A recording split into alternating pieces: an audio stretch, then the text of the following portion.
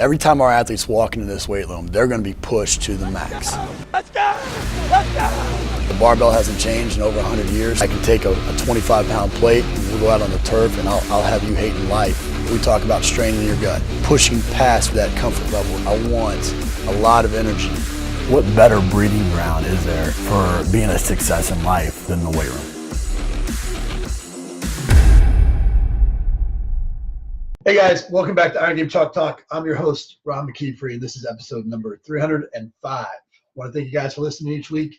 Appreciate those of you that like, share, comment. This helps us continue to highlight the great people that we have in our profession.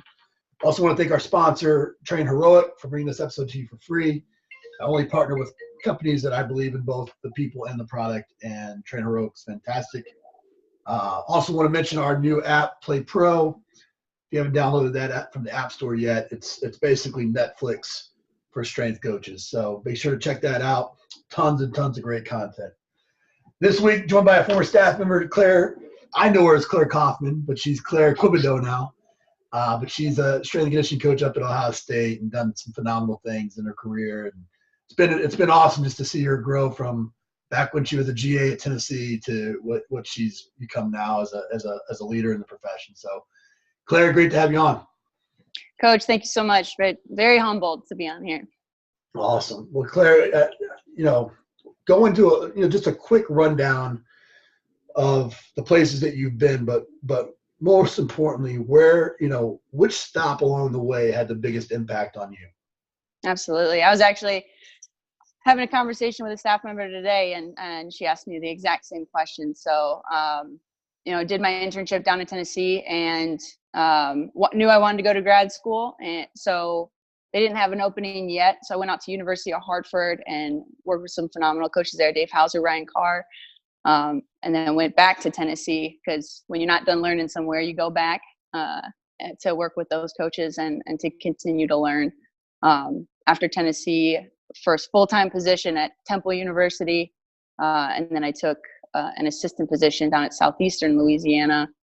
And then eventually came director. And now, Heather called and said, "Do you want to be a Buckeye?" And I said, absolutely. So I would have to say the biggest impact so far was my time at Tennessee. Just the time that we were there, the changes that went on, and so much learning, not only X's and O's, but about athletic departments and staffs, and just a wealth of knowledge that I was able to gain while I was there. Yeah, it was an interesting time at Tennessee when we were there because we had essentially men's and women's athletic department hadn't merged yet, and so I was the head of the men's department. Heather was in charge of the women's department, and we merged, and so we became one big happy family there, and tried to make to work through that whole process. So it was fun and tons of mutual respect across the board, and we had Absolutely. a good time going as we went. But it was definitely a unique time to be a part of an organization for sure. Absolutely. Clare, we always start the show off with the biggest mistake you've made in your coaching career and how you've learned from it. And I think it's so important that we talk about those things because if you can sidestep a couple landmines along your journey, it's so much easier if you learn from people's experience. So what's that mistake and how you learn from it? I would say just, taking a job to take a job, not following people. You take a job. Heather always says here, don't chase a logo, don't chase a paycheck. And the biggest saying here from Mr. Woody Hayes himself is, you win with people. So, you go to where the good people are. Yeah, so important. And as you go through this profession for any length of time, that's one of those things that you'll hear consistently across the board with veteran strength coaches is it's not about the logo. It's not about the place. It is all about the people. And when you're young, you don't want to hear that. You think it is those things.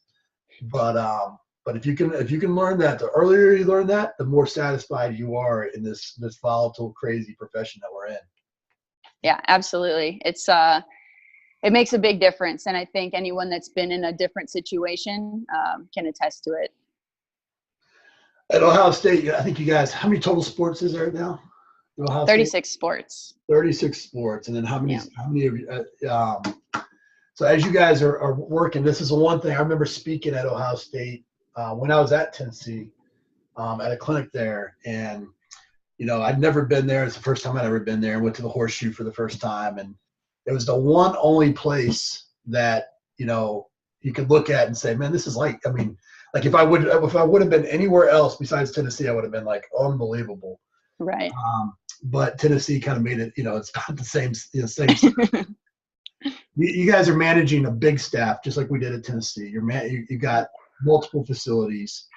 You know, talk a little bit about the dynamics and how you guys have structured your department to better, you know, to provide a great service to the athletes. Sure. So right now we're operating out of 4 main facilities. We just finished construction and installation on the new facility, the Shoemaker Complex. So four major facilities, and then we're running 22 strong on strength coaches, not to mention about 15 interns right now. So it is a lot of people, it is a lot of management, but probably I think it's the best thing that we've done under the direction of Coach Mick and Heather is developing a very clear culture, and we even call it our culture playbook, of just very distinct and clear pieces of our culture and how we want to operate. And first and foremost is always the student athlete first. Anything outside of that, I think what this culture playbook has done for us is, in this world of collegiate athletics, there's so much gray, and having this culture playbook in front of us as a staff and operating under it, it allows more black and white for us. And I just think that can take, it enhances clarity and it enhances transparency. We know what we can expect from each other, and the coaches and athletes, we're transparent in what they can expect from us. So is this playbook, I mean, is that metaphorical, or is there an actual written playbook that you guys have as part of a kind of an operations manual? It is an actual written playbook. So kind of the three, you have your belief, you have your behavior, and you have your outcome. So for going off of belief, it's passion and energy, ownership, and alignment. And then with each belief, there's a behavior. So with passion and energy, it's lead it through your action and your attitudes, and you're bringing it 24/7, whether it's 6 a.m. or 6 p.m., you're bringing that passion and energy. And passion and energy looks different for each coach. And then under ownership, it's, you know, be accountable for what you do and how well you do it. So we want to be the best of the best. And so that's the expectation. And then alignment is you're investing time and care for your student athletes. You're being real and you're all in. Like I said, that 24/7 mentality. And then we have our outcome from each belief and each behavior. And it's first and foremost maximizing the performance of our student athletes. And we want to be elite difference makers. Again, that can look different for different people. But to us, it's making an actual difference in our student athletes' lives. And the last piece of that alignment is that we want to build uncommon bonds. And we're able to build those uncommon bonds by the time and care that we're investing. So again, it's kind of a did you or didn't you when it comes to our culture and you know how we operate for our student athletes. Yeah, I think, you know, obviously, and I mean, Mick and Heather are great friends, and you're a great friend, and I know the inner workings of how that's operated. But for those that don't, I mean, it's easy to have a manual, it's easy to have words on a wall, you know, but like living that every single day is where the accountability of that is really where the rubber meets the road. So give some examples of how you guys have, you know, implemented that with your younger coaches or your staff, but then also how that's being held accountable on a daily basis. You know, it always starts from the top down. You know, Coach Mick and Heather, they live and breathe this, and I obviously wouldn't be here unless I lived and could breathe it as well.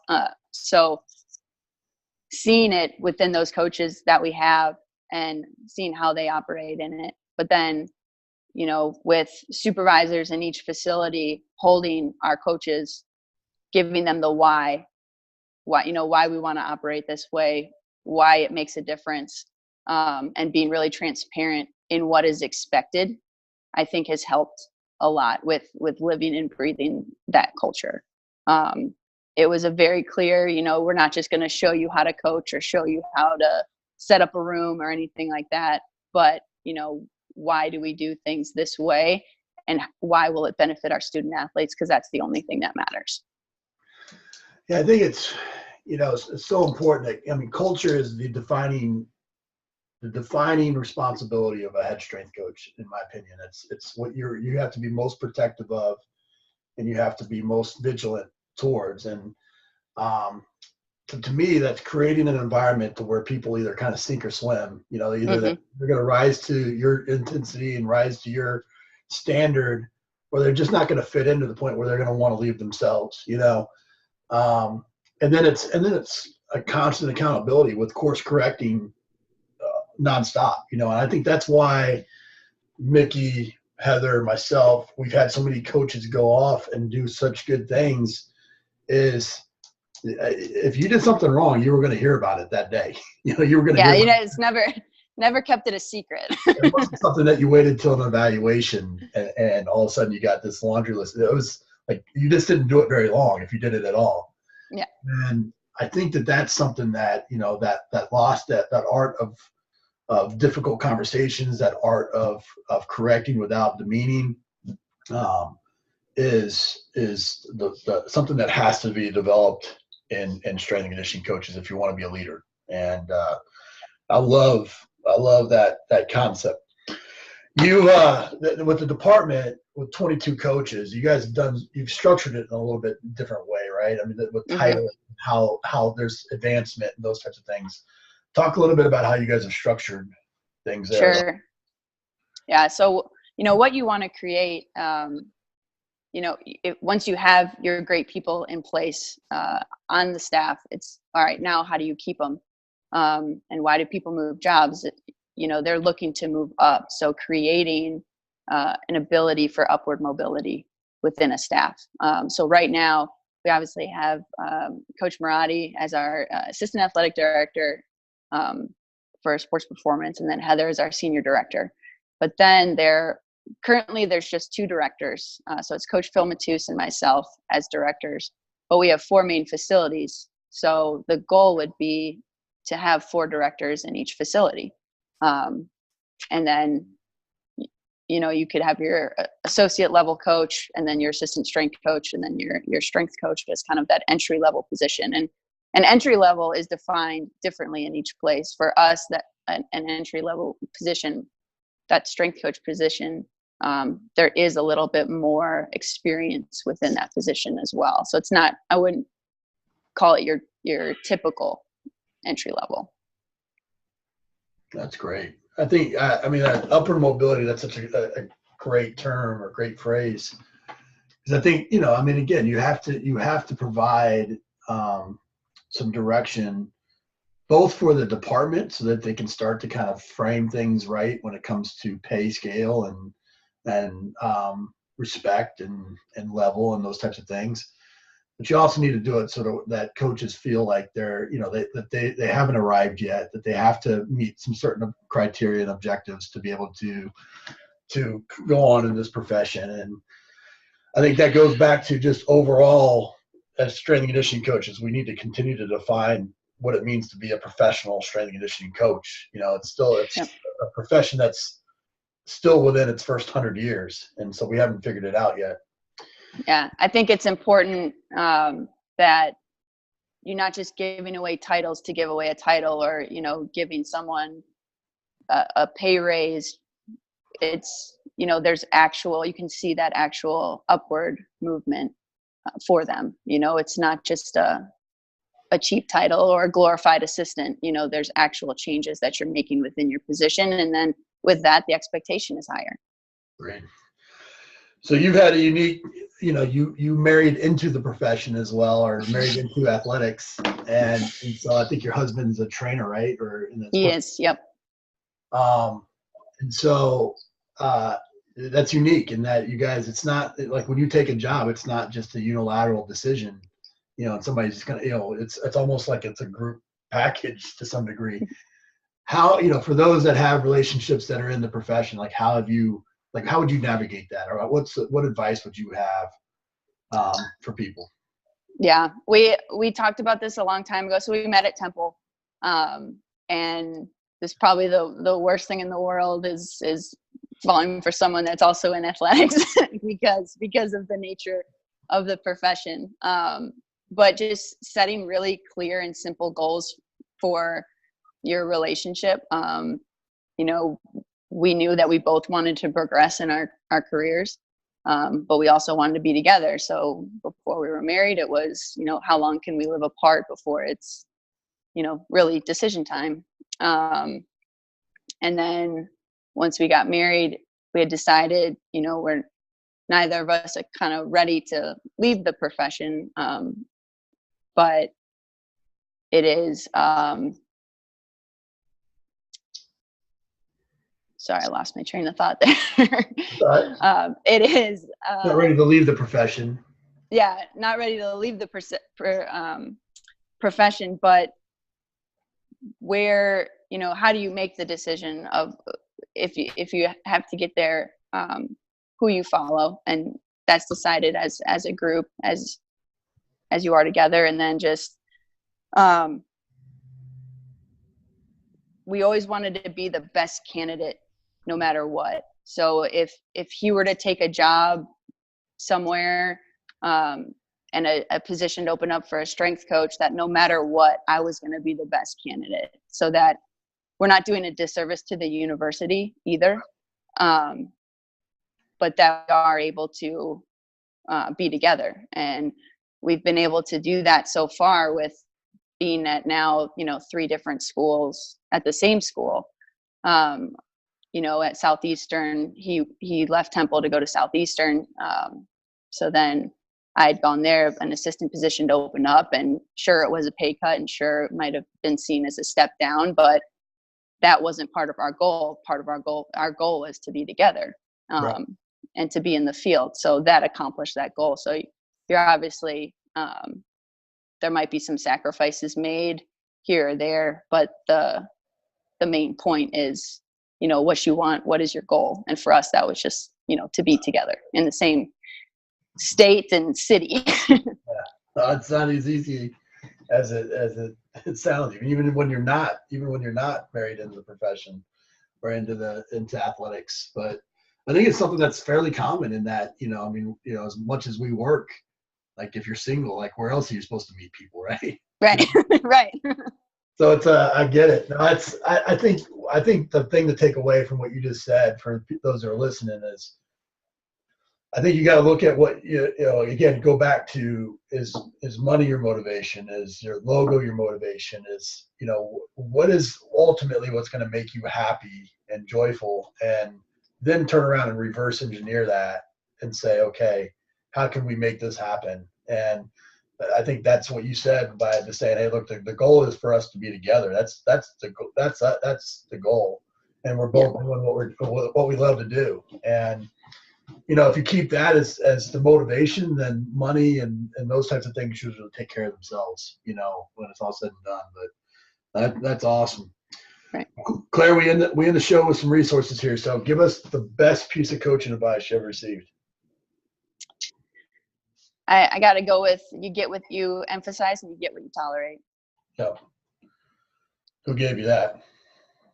I believe that's Coach Marotti right there.